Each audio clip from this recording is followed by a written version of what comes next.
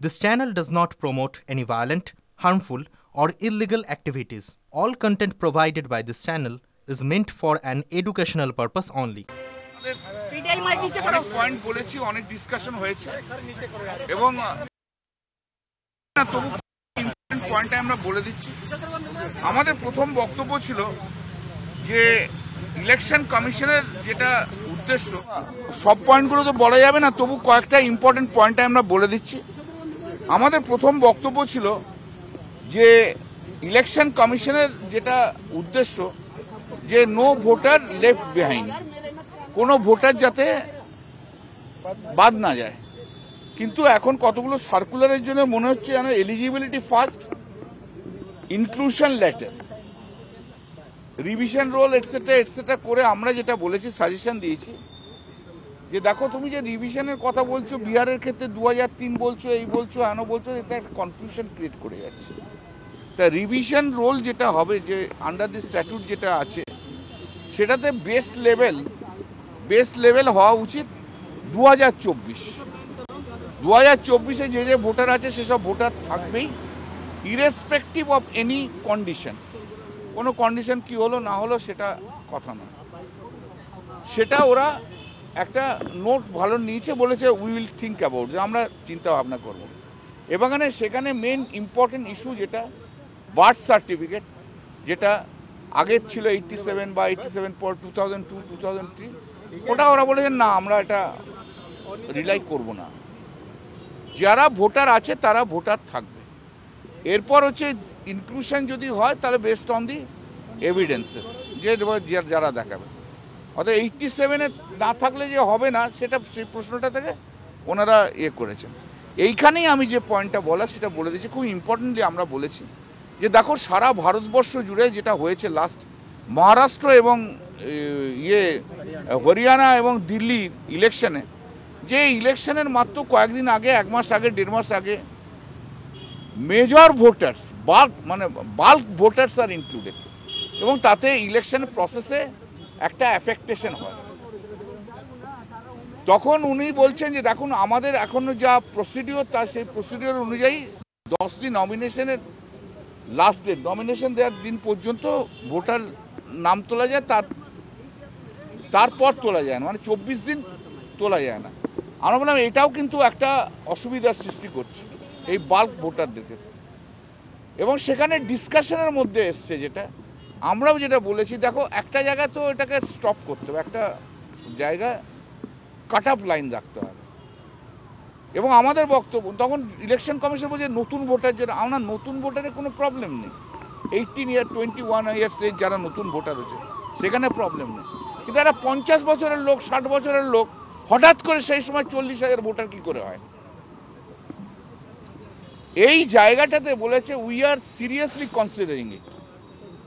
এবং এটা নিয়ে আমরা একটা, আপনারা যে প্রপোজাল দিয়েছেন খুবই ভালো প্রপোজাল, এবং এটা আমরা ভাবছি, আমরা তো এটা এর চেয়ে বাইরে কিছু বলতে পারি না। এটাকে একটা যাতে cut off date, cut off things ঠিক করা হয়।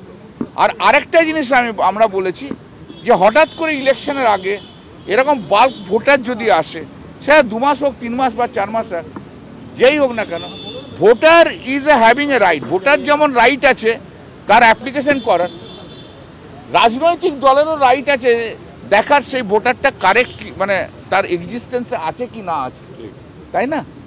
তো no voter should be included in a during 3 or 4 months without giving notice to the political parties, and these are seriously they are considering. Aadhaar card লিঙ্কটা বলেছে না, Aadhaar card link is not compulsory, আমরা করছি না। বিএলএ লেভেলে যেটা আছে যে আইডেন্টিফিকেশনের জন্য যেটা বলেছে যে ছবি দেয়া, ছবি, আধার কার্ড এগুলো দিতে হবে, আমরা যখন বলেছি দেখো এগুলো কিন্তু এক্সপোজ টু দি রিস্ক, কারণ আমরা তো অনেক কিছু আমাদের অভিজ্ঞতা আছে, যদি আগে আইডেন্টি কার্ড ভোটার ইয়েটা দেখে নিই তাহলে তো আমাদের অসুবিধা আছে।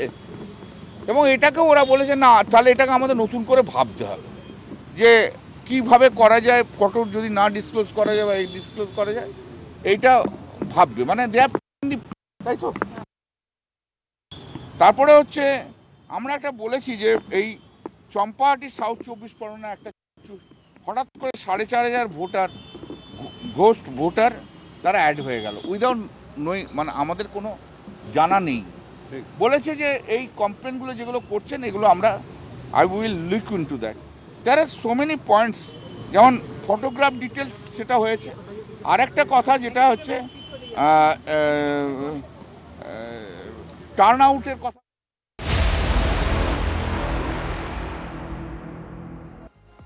পরে খবরে নজর রাখবো তারকেশ্বরে এক ঘরে 12 পরিবার, বাজার হাট থেকে শুরু করে শিশুদের পড়াশোনা সবই কার্যত বন্ধ।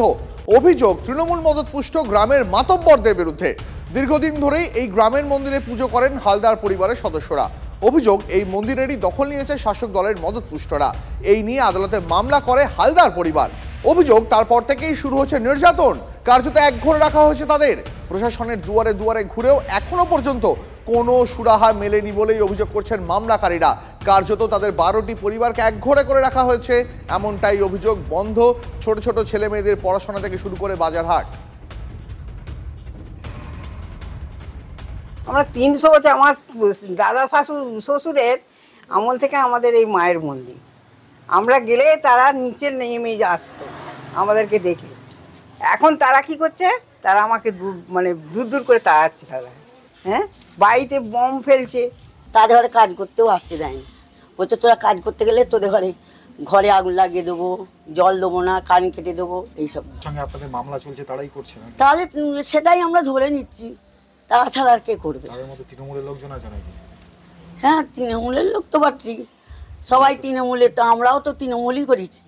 তা তৃণমূলের সেই করেও যদি এরকম হয় তাহলে আর আমরা কোথায় যাব?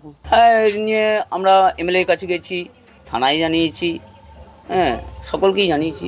এই যে এক ঘরে করে রেখেছে, কতদিন ধরে চলছে এই অবস্থা? এটা চলছে ধরুন না, পুজোর পর থেকেই একটা ভয়ে ভয়ে দিন কাটছে, যে কোনো মুহূর্তে অ্যাটাক হতে পারে। এক ঘরে করে রেখে দিয়েছে। 47 ঘর এই তেঘরি গ্রামের যজমান, সেই 47 ঘর যজমানকে পুজো করতে দিচ্ছে না। তারা তাদের খুব হুমকি চমকেছে। সুনির্দিষ্ট যদি অভিযোগ থাকে, একদিনও কেউ কাউকে এক ঘরে করে রাখবে না, এটা করতে আমরা দেব না প্রশাসনগতভাবে। হয়েছে কিনা সেটাই তো আগে প্রুভ, ওর বাড়ির লোক আগে আসুক না আমার কাছে। যদি হয় এটা নিশ্চিতভাবে অন্যায় হবে, আমরা দেনান্দার তার ব্যবস্থা নিয়ে ব্যবস্থা করে দেবো। তৃণমূল কখনো এসব করে না, প্রশ্রয় দেয় না, বা তৃণমূলের এই ধরনের কাজ যে করবে তাকে দল থেকে সোজা সাসপেন্ড করা হবে। ওই পরিবারটাকে বিভিন্নভাবে সামাজিক বয়কট করে আর তৃণমূল একটা দ্বিচারিতা এবং দ্বিধাবিভক্ত রাজনীতি করতে চাইছে, যেটা হিন্দু সমাজকে ভাগ করাতে চাইছে। কিসের দরকার ছিল যে ওদের সামাজিক বয়কট করে দেওয়া, এরা পলিটিক্যাল ভাবে প্রেসার দেওয়া? এগুলো একমাত্র তৃণমূলই পারে। এই নোংরা জঘন্য রাজনীতি টিএমসি করে যাচ্ছে। এরকম খবর কিন্তু আমাদের কাছে আসেনি, বা ওই পরিবারের তরফ থেকেও কিছু আমাদেরকে জানানো হয়নি যে এইরকমভাবে ওদেরকে বয়কট করা হয়েছে বা এইরকম ওদের অসুবিধে হচ্ছে। এটা কিন্তু আমরা এখনো জানতে পারিনি। আমার কাছে কোনো লিখিত অভিযোগ আসেনি, জানি না বিডিও ম্যাডামকে কিছু জানিয়েছেন কিনা। যদি জানিয়ে থাকেন আমরা এটা আলোচনা করে নিয়ে যেটা ব্যবস্থা করার হয় আমরা এটা করব। এই যে আপনারা তুলে ধরেছেন এই ঘটনার সত্যতা যাচাই করে যদি মনে হয় যে সেখানে দলের কেউ জড়িত আছে, তাহলে তার বিরুদ্ধে দল ব্যবস্থা নেবে। কারণ দল এই সমস্ত কিছু যদি ঘটনা ঘটে থাকে সেটাকে অনুমোদন করে না এবং কঠোরভাবে তাদের বিরুদ্ধে ব্যবস্থা নেওয়া হবে। এবং যদি এখানে আইনি কোনো ব্যাপার থাকে তাহলেও প্রশাসনকে আমি অনুরোধ করব আপনাদের সংবাদ মাধ্যম দিয়ে যে তারা স্বাধীনভাবে ব্যবস্থা নিন, সেখানে দলীয় পক্ষ থেকে কোনো চাপ নিশ্চিতভাবে থাকবে না।